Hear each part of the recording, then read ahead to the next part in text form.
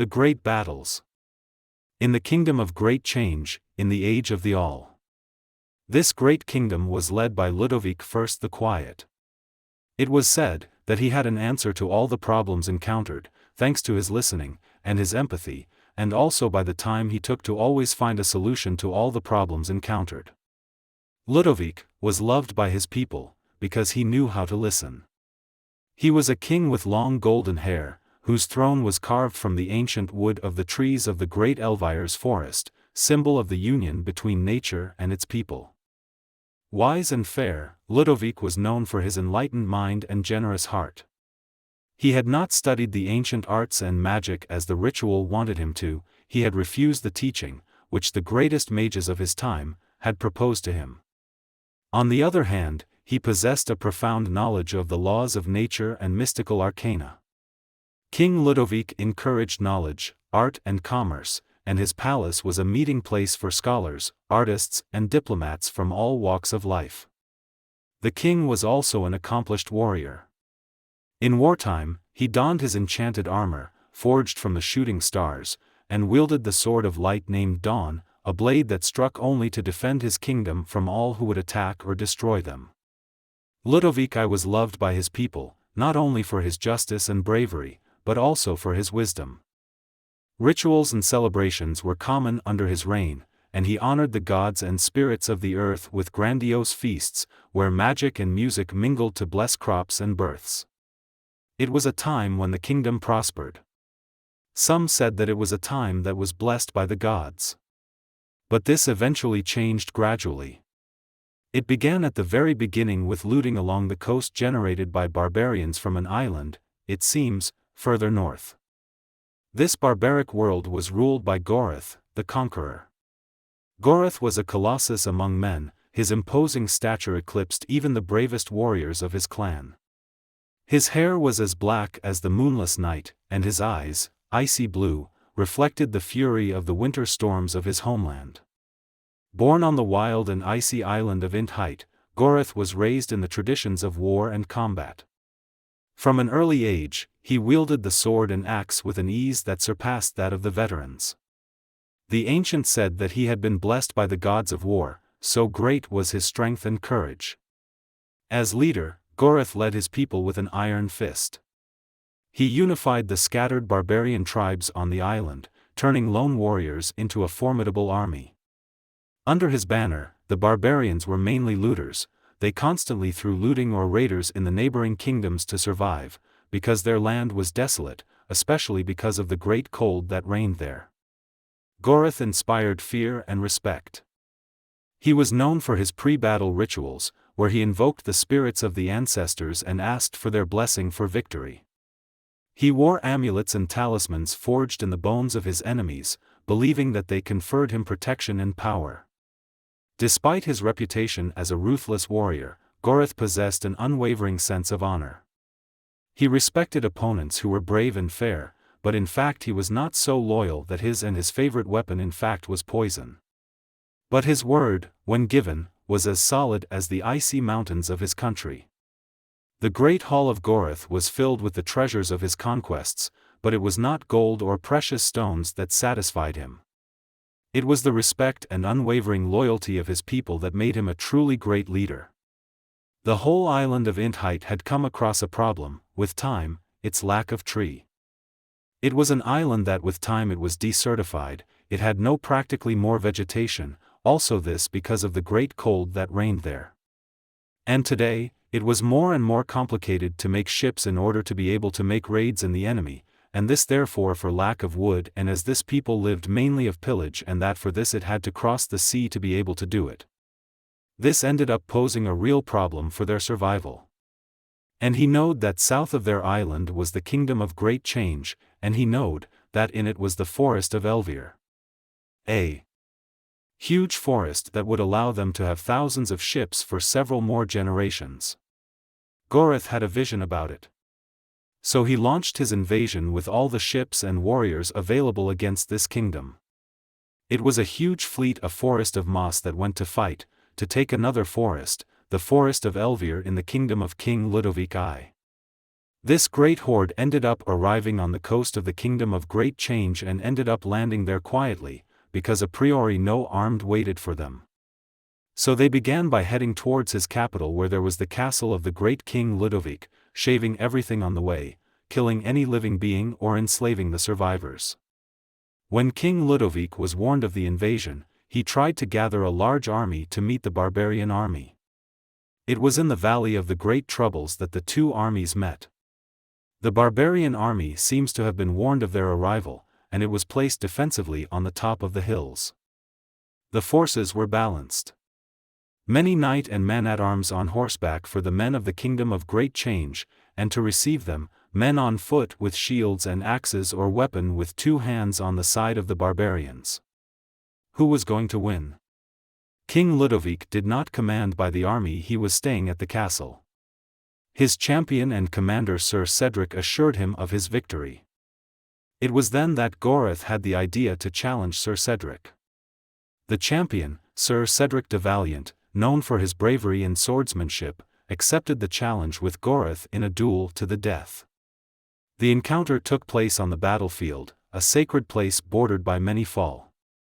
For the place chosen by Goreth for this battle, was that of an ancient place of a very distant battle that had passed during the creation of the Kingdom of Great Change, and then many warriors fell. Where precisely Goreth had the power to draw all this occult force thanks to all his unearthed bones, in this place. For this he also had the help of his shaman. Sir Cedric, dressed in his shining armor, wielded the legendary sword Aurora, whose blade shone with a heavenly brilliance. Goreth, for his part, carried the skins of beasts and held in his hand his hatchet, Gorgoroth, forged in the bowels of the earth. The two fighters faced each other, their eyes full of determination. The duel began under the cheers of the crowd. The blows of Sir Cedric were precise and fast, but Goreth appears with brute force, making the earth shake with each impact. So they danced, in a mortal ballet, steel against iron, light against darkness. Sir Cedric managed to inflict several wounds on Goreth, but the barbarian, driven by a primitive rage, in fact, Goreth had become berserker, did not seem to feel the pain. As the sun declined, Goreth found an opening. In a flash, he broke Sir Cedric's guard and planted his axe in the knight's shoulder. A cry of pain arose, and the human champion fell to his knees, defeated. Goreth raised his axe to strike the blow, but instead offered thanks to Sir Cedric, recognizing his worth in battle. The barbarian had won, not only the duel, but also the respect of all those who had witnessed this epic battle. It was the end of the day. The two armed were always face to face. The order was on both sides to make bivouacs for the night and wait the next day to perhaps know the fate of this battle. Cedric was carried into his tent, and it was there that it was realized that the wound was more serious than expected, for the axe that touched him was in fact coated with poison or substance, which continued to destroy and eat the flesh. Now the wound had doubled in volume and it was getting closer to the heart. In the early morning Cedric finally died. It was then that all the knights present, angry by this deceit, all decided to attack the barbarians for this revenge of the death of Cedric. But they were waiting behind a shield wall at the top of their hill. Regardless, it was decided that the charge against the barbarians would be launched at 10 a.m. And this one ended up being thrown. Several thousand horsemen rushed towards this great mass of shield. But when the first horses arrived within 50 meters of the barbarians, they retreated in good order, behind spikes made of wood with a pointed tip. All the first and second lines of knight and knight took possession. Hundreds of dead horses were on the ground, blocking the arrival of the horses from behind. The barbarians rushed to the survivors on land to slaughter them with their axe, giving no chance to his last. The battle was won. Goreth was still a winner. Now thousands of corpses lay on the ground. It had been quick. The rest of Cedric's army retreated to the castle. When the king learned of the defeat, he became very worried. The name of the capital of the kingdom, or the castle of King Ludovic, was also called Citadel of Marmont. It stood on the Mount of Volrir. It was said impregnable citizens lived in peace under the protection of their high walls and their valiant knights. But this peace was today threatened by Goreth, and all his barbarians who ended up at the foot of capital, began its siege. Their screams, and their war drums, echoed through the city, heralding the beginning of an era of darkness ready to engulf the entire kingdom. King Ludovic calmed him down, gathered his remaining troops, brave men of arms, and archers with sharp arrows. The mages of the citadel summoned shields of light and spears of fire, ready to defend their kingdom until their last breath. Why didn't he send his mages in the first battle? So says Ludovic. Marmont was now their only hope. King Ludovic summoned his knights, archers, and mages. The banners of the city, all carried the banner of an edged tree, that of the forest of Elvyre. This acronym was the emblem of the kingdom. The defenders were preparing for the imminent confrontation. The dawn of destiny came, and with it the roar of weapons and the cries of battle. Marmont's archers unleashed a shower of arrows, turning the sky into a deadly veil. The mages weaved spells, their incantations spurting lightning and balls of fire that broke the enemy ranks. Goreth, from the top of his black steed, raised an ebony stick, the one his shaman had offered him for his last victory, and a wave of shadow engulfed the front lines of the defense. But the courage of Marmont's men did not falter. Their faith in the light was unshakable, and under the guidance of King Ludovic they drove away the darkness. The highlight of the battle was the duel between the second champion of the kingdom, Eric the Brave, and Goreth. The sword of Eric, Shard of Dawn, which King Ludovic had lent him, crossed the cursed staff of Goreth in a shock of pure energy. The fight was titanic, each blow resounding like thunder. Finally, with a scream that pierced the tumult, Goreth broke Eric's defense and plunged the knife he had in his left hand into Eric's unprotected throat. A dark explosion of unnamed darkness swept through the battlefield. We didn't see the sun anymore. It was like a solar eclipse day, or was it that night? It was then that a second wave of barbarians attacked the castle. The barbarians charged with unparalleled fury, their axes pounding on the defenders' shields. The walls of the fortress trembled under the onslaught of enemy war machines, and the shattering of swords against armor sounded like thunder. The humans fought bravely, but the barbarians were innumerable. Goreth was still mounted on a massive steed, taken from the enemy in the last battle, so that all his warriors could see him. He split the enemy ranks, his scarlet axe of blood. The defenders fell one by one, their armor broken, their hopes dashed. Goreth reached King Ludovic. This one had recovered the sword Glow of Dawn left on the ground by Eric. Men had succeeded in taking it back, and he had reported to him, certifying that Eric was indeed dead. The duel between Ludovic and Goreth began. As it reached its climax, a sudden silence fell on the battlefield. Both opponents, exhausted, stood face to face, their weapons loaded with magical power. With one last effort, Ludovic struck a decisive blow, but just as the dawn-light sword was about to strike Goreth, a shadow slipped behind the king. He was Goreth's most loyal lieutenant, an assassin trained in the dark arts, invisible until that fateful moment. With lightning-fast movement, the assassin plunged his poisoned dagger into Ludovic's back. A cry of pain and betrayal escaped the king's lips, and the light of dawn died with him. Goreth burst out with a sinister laugh, as Marmont's defenders watched in horror as their king collapsed. All of them rushed to their king, to free him from certain death, not knowing in fact that he had been poisoned. Without their leader, the morale of Marmont's troops crumbled. The mages and knights fought bravely, but the loss of their king was a blow they did not recover from. One by one, they fell under the relentless onslaught of barbarian forces. The defenders fell one by one, their armor broken, their hopes dashed. The towers collapsed, the walls were broken, and the cries of the vanquished resounded throughout the city. As the sun declined, the Marmont fortress was invaded. The barbarians, shouting their victory, hoisted their banner to the top of the remaining towers. King Ludovic, wounded and defeated, managed to flee. All the survivors were ordered to take refuge in the forest of Elvyre. The gates of the citadel of Marmont, finally what remained, opened to welcome the new master Goreth. This town ended up being half destroyed by this terrible fight. The fall of the Marmont fortress marked the end of an era and the beginning of a barbaric reign in the lands of the kingdoms of Great Change. The bards would sing this battle for centuries, not as a hymn to glory, but as a lamentable tale of courage in the face of irresistible strength. But the goal of the barbarians was not really achieved. For the resistance by the remaining survivors, and the primary purpose of this war, was the coveted Elvyre Forest, and who was always on the rule of good King Ludovic I. Certainly, the king was always dying. He was now in the town of Aussen, where they were trying to heal him, in vain.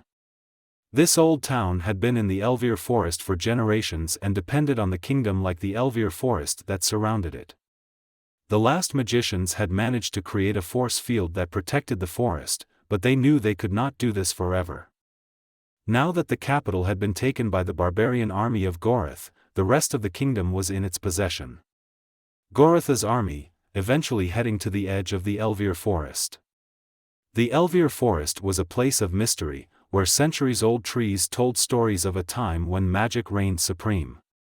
It was a sanctuary of peace, guarded by the men of the city of Aussen, a population as old as the forest itself, it was said.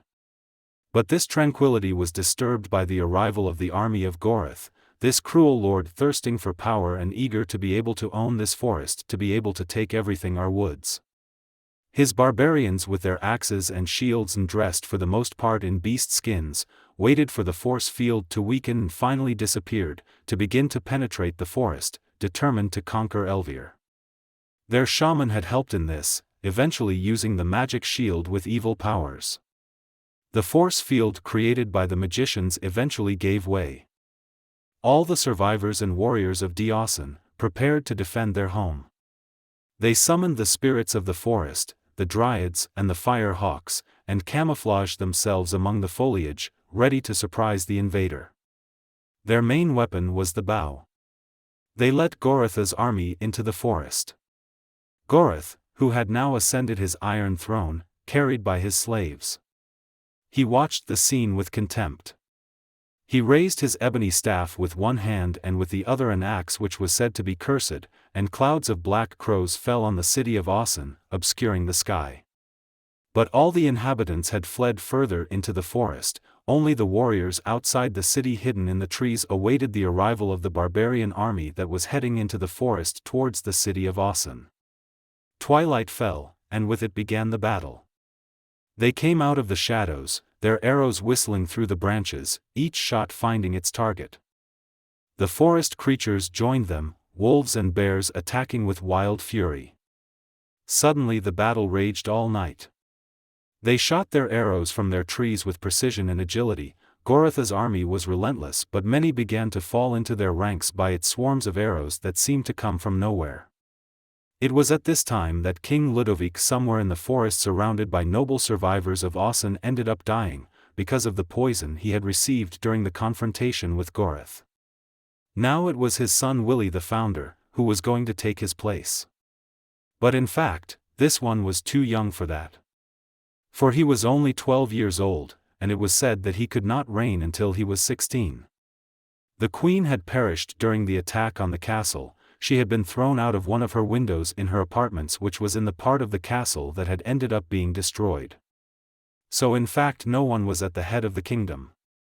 It was then that Goreth ended up receiving an arrow, then another, until he became riddled by it. He could not escape from his throne of iron carried by his slaves. He also eventually passed away. The moon now was high, and the whole barbarian horde eventually fled the fight. All left the forest, leaving Goreth dead, riddled with arrows on his iron throne.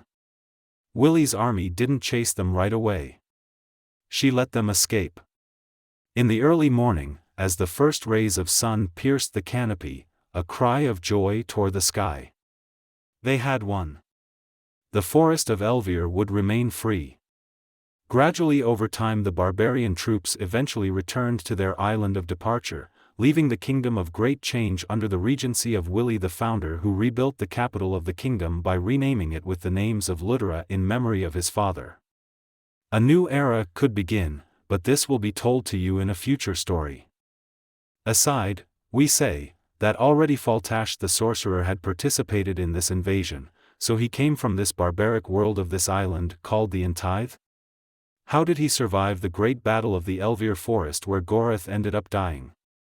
Is it then from that moment that he began to live in the forest of Elvyre? So many questions, which I hope one day can all be solved. History written in June 2024 by Stéphane PRUVOT.